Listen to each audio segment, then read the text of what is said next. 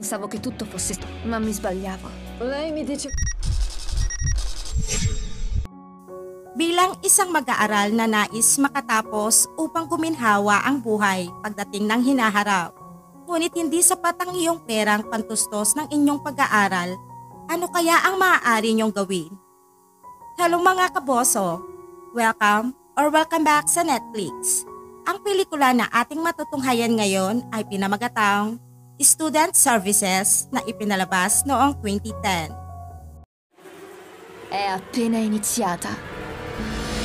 Si Laura ay isang freshman sa university na nagtatrabaho sa call center. Isang araw, habang nasa kanyang klase, ay nakaramdam siya ng sobrang hapdi ng kanyang sikmura dahil sa gutom. Sinubukan niyang umalis, ngunit ilang hakbang pa lamang ay hinimatay na siya.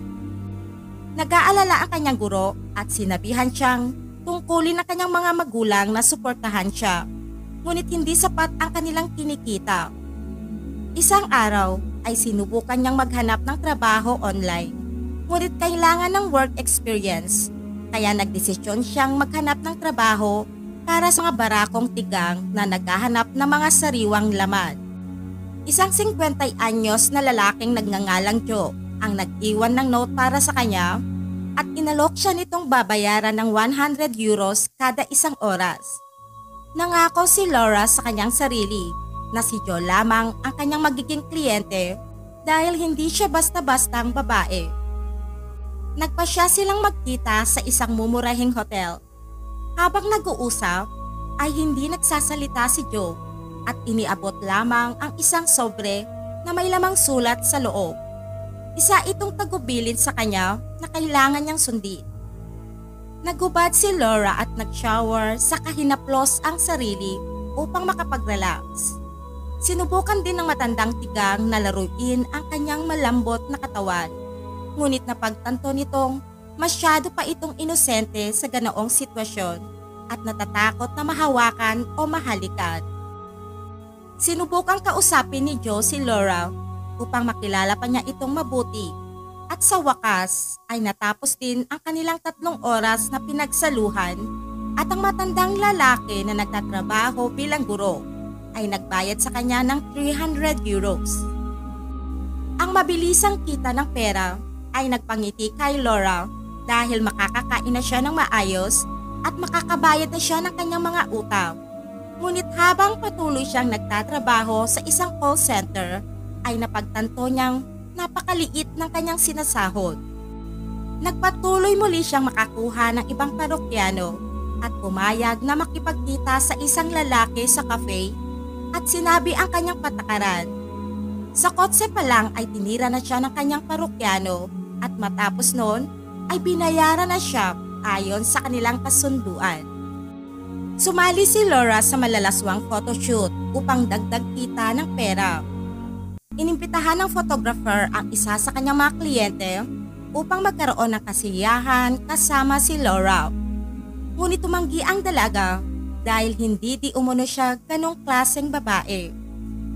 Ang sumunod na parokyano ni Laura ay isang napakayamang lalaki na nakatira lamang mag-isa sa kanyang malaking bahay at nais lamang makakita ng sexing kasambahay. Inalok pa nito si Laura na bibigyan ng sariling silid kung sakaling gugugol siya ng isang gabi kada isang linggo kasama niya. Ayon kay Laura ay pag-iisipan pa muna niya at saka na ito bumalik sa kanyang paaralan dahil papalapit na ang kanyang pagsusuli. Naging maayos naman ang kanyang unang semester at pumasa siya sa lahat ng kanyang pagsusulit na may mataas na marka. Pag-uwi niya ng bahay ay tinignan niya ang sobre na naglalaman ng pera mula sa kanyang mga parokyano at inisip na kailangan pa niyang kumayod upang madagdagan ang kanyang pera. Nais din ni Laura na magkaroon ng sariling laptop kaya nag-chat siya kay Joe upang makipagkita kapalit ng mamahaling gadget. Ang 50 anyos na lalaki ay sumang-ayon sa kanyang alituntunin, ngunit kailangan din niyang sumunod sa mga kagustuhan ni Joe. Nang makarating na si Laura sa hotel, ay inutusan siya ni Joe na maghubad at saka siya nito itinali at nagparaos. Ang sitwasyong iyon ay masyadong ikinabahala ni Laura kaya pinunit niya ang tape. Nagmadaling nagbihis at umalis, dala ang pera at laptop. Nakipagkita siyang muli sa ibang parokyano, ngunit sa halip na bayaran siya sa halagang 200 euros, ay 20 euros lamang ang kanyang natanggap. Tinupad niya ang kanyang plano at nagpatuloy si Laura na magpagamit sa mga matatandang tigang. Napagtanto ni Laura na akala ng marami na siya ay madumi at mumurahing babae lamang, kaya nagmadali siyang umuwi at tinawagan nito si Joe. Nais ng matanda na makipagkita sa kanya at pinangakuan siya nitong babayaran siya ng halagang 1,000 euro sa 5 oras nilang pagsasama. Nagkita silang muli sa isang hotel at ayon sa isinulat ni Joe ay iyon ay umpisa lamang ng kanilang pagkikita. Ngunit nais nitong gumugol ng oras kasama niya sa isang club at dapat siyang magdamit ng nakakalibo. Nagtungo sina Laura sa isang club kung saan ang mga manyakol na kalalakihan ay nagbabatibot habang nanonood ng malalaswang video. Matapos ng ilang minuto, ang dalawa ay nahatak sa pribadong silid kung saan isa pala itong bitag para kay Laura dahil inabuso siya ng mga tigang na kalalakihan. Matapos ng 5 oras ay nagbalik na ang dalawa sa kanilang silid sa hotel. At saka nag-shower ang dalaga, ngunit paglabas niya ay nag-iwan lamang ng sobre si Joe na naglalaman lamang ng 100 euros sa halip na 1,000 euros.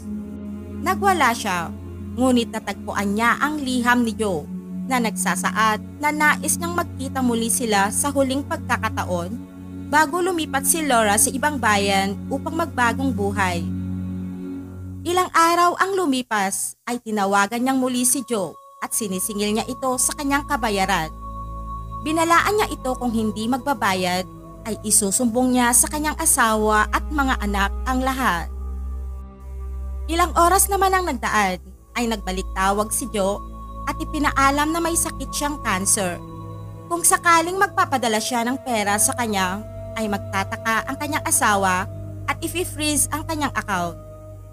Nakarating si Laura sa Paris at sinubukang makahanap ng trabaho upang guminhawa ang kanyang pamumuhay.